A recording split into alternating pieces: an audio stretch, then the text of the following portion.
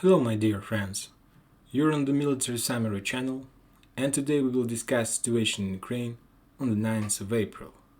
Today we got a lot of very interesting news from Ukraine and we will discuss them in a very detailed way. First of all, I would like to pay attention to the Kherson region, this area. As far as you can see from this map, we can say that Russians are controlling all this territory. It's according to this map. But in my previous video, Russians, they show as they were controlling just a small part of this area.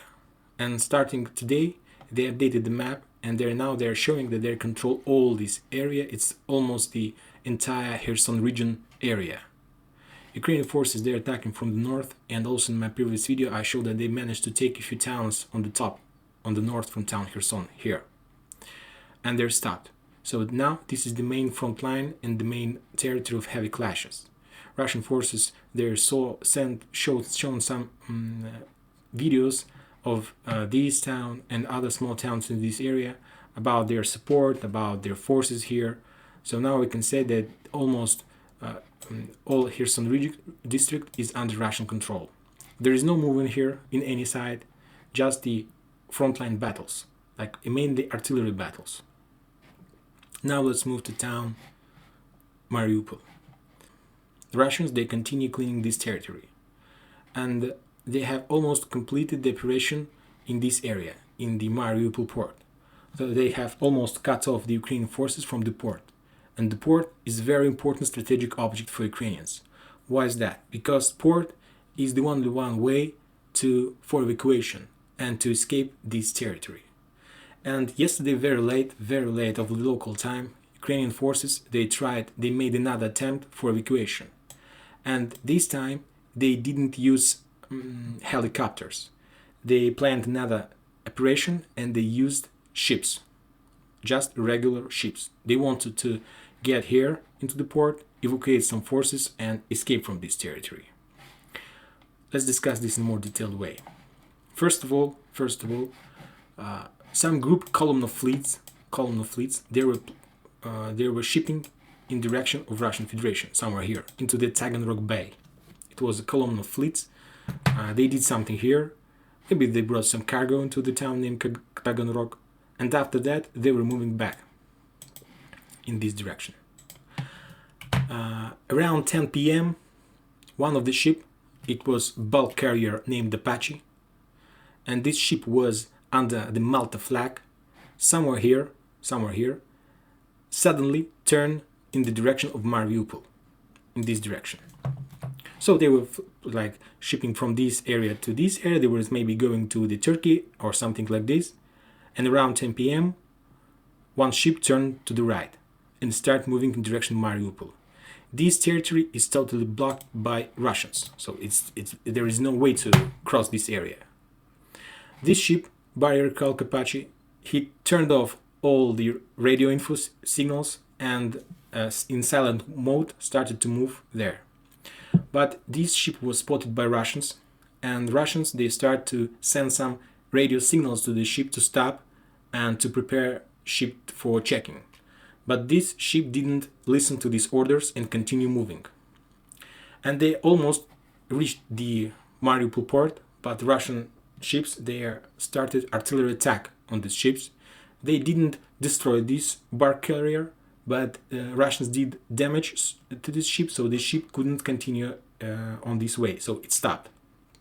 After that, the ship was captured by Russians, and according to the information I got, the team of the ship, they told that it was a rescue operation, another evacuation operation of the very important people from this territory. Of course, for now there is no more information whom they were planning to evacuate, but it was another attempt, Ukrainians, to evacuate these forces from this town. They stopped using helicopters because Russians, they established a very powerful anti-air control over this territory, so there is no one way to cross this area using helicopters. So that's why they tried to use ships, and this operation was failed. That means a lot. First of all, that means that situation here are very critical. If they're every day trying to evacuate personnel using helicopters, now ships, that means that situation there is very critical and the personnel there are very important and they can't do anything. And soon, I think that soon this territory will be cleaned, and we will find out who was so important here. So Ukrainians lost already 4 helicopters and even a ship for this operation, and I think that's not the last attempt to do this. Another very important news are coming from the north, from the territory, from all these front line. Let's take a look on the Russian sources map, and you will see what is kind of news are coming from this area. You see that all this area is under Ukrainian heavy artillery fire. Ukrainians, they're bombing all front line from the south, from the old territories where Russians attempting to attack and to break through the front line. They're bombing it heavily. This bombing, they're bombing everything, and of course it stopped and slowed the Russian attack. It's obviously. Now let's move to the north to the Lysychansk agglomeration. Very important news came from this area. After we understand that Mariupol is almost done, and next very hot point, very hot situation is here in these agglomerations. And the Russians, they see some problems. They face some problems in taking this town. We discussed this in my previous videos. First of all, because there is unlimited, endless support of this area, and there are around 15,000 of Ukrainian soldiers here. And the only thing they managed to do is to capture a half of the industrial zone in town named Rubizhnoye. And Russians, they're moving from this area to this town, to this bridge, sorry. And today we got news that Ukrainian forces, maybe not Ukrainian forces, let's call it in another way. Today I got the news that in this area, it's like we see these icons here, in somewhere in the southwest part of town named Rubizhnoye, there was a very heavy explosion. And it was not just like heavy explosion. In this area there was a nitric acid here. Nitric acid boxes, or I don't know. So there were Ukrainian sources. They're saying that Russians, they did artillery strike, artillery attack, and they destroyed the nitric acid. Russian forces say that because of that fact that they're moving and they're taking this town step by step, and Ukrainian forces, they're retreating from this area. Russian sources, they're saying that Ukrainian forces, they detonated this nitric acid. The time of detonation of this poison was chosen in such a way that rose wind made all this nitric acid move to the Russian position. Today, I think you saw the photo of this poison in the air. This is it. So imagine yourself, this nitric acid was detonated, and this thing moved on the Russian position, and that's why Russians decided to stop attack, because they didn't know what was this exactly. Maybe this was very poisoned, maybe it's not. So they decided to stop until the wind will move all these acids somewhere in the air, somewhere else position. So they stopped. In any case, it doesn't matter who detonate this acid poison, nitric acid, Russians with their artillery attack or Ukrainians detonated this, it doesn't matter. The thing is that this poison was here for a reason. I'm trying to say that all these territory are mined with different kind of weapon, with mines, with explosion, and as far as I see, with chemical weapon as well. And in any case, I can judge just the result. And the result of this detonation was that Russian forces, they stopped their movement and they had to retreat back on their position. And Russian forces were forced to wait till this acid cloud disappears. So Ukrainian forces, they won another day in this area. Now let's move to the Izium region. This is also a very interesting region. There were no information about any movements in any direction, but from the news I got from the open source, I understood that Ukrainian forces, they changed their tactic here. They totally changed their tactic here. Because we understand. Let's discover this area. Using this map first of all. Let's take a look. We know that there is a river here, that there is a field here, and there are a few interesting areas in this territory. This territory this one, this one, and this one territory. This is very interesting territory. I will explain what is the main value of these territories. And the main value this territory gives to Ukrainian forces. On this map you will understand better the situation. Let's take a look. This is area.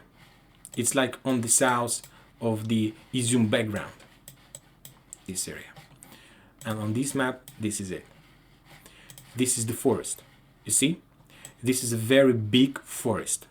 And this forest, we can say that it lays on the north from the heart of Donbas border. And it's very easy for Ukrainians to send here their sabotage and reconnaissance groups. They don't need fuel, they don't need cars to do this. They can create some groups, small groups, 15, 20 people, and move their forces from this area to the north to this forest. And from this forest, these forces, they're destroying Russian equipment, Russian tanks, Russian cars, Russian fuel support, and they're stopping and blockading the attack from this background in direction of town named Barvenkovo. This is a very smart tactic. The same situation we can see on the north, right? In these areas on the west of town Izum. This is also a very big forest. And Ukraine, and this forest is a border between Ukraine and Russian territory. On this map we can see this as well. This is it. It's a very big forest. This is Ukrainian forces territory. It's like Kharkiv group, and there are a lot of Ukrainian forces as well. And they're sending their troops from this area to this area. From Slavyansk, they're sending their forces here. And from this area, they're established small, we can say, fire area. It's not a fortified area, just a forest where Ukrainian forces can be unseen, and they can use their anti-tank missiles like Enlau and so on. And the same here, they're attacking Izum. You see that there is a border, it's like a forest, and town almost in the forest, and they can attack from this forest with these sabotage and reconnaissance groups, all the equipment Russian using on these roads. For these cases, but of course it's not just the Ukrainians do this. Of course, Russians, they are sending their the same sabotage and reconnaissance groups in these forests as well. So there is a very heavy clashes between these groups in these areas, and it's very interesting. It's something new. And the main thing that Russian also found a small solution about that. They brought here a very powerful weapon. It's heavy flamethrower systems, TOS-1. This is it. So it's a very powerful system. It looks like another artillery missile Russian system, but it's a flamethrower system. And they send these missiles, and it's burned everything in a very big area. So as soon as Russians, they find any sabotage and reconnaissance group, they start to attack this whole forest with these heavy flamethrower systems, and it's burned everything.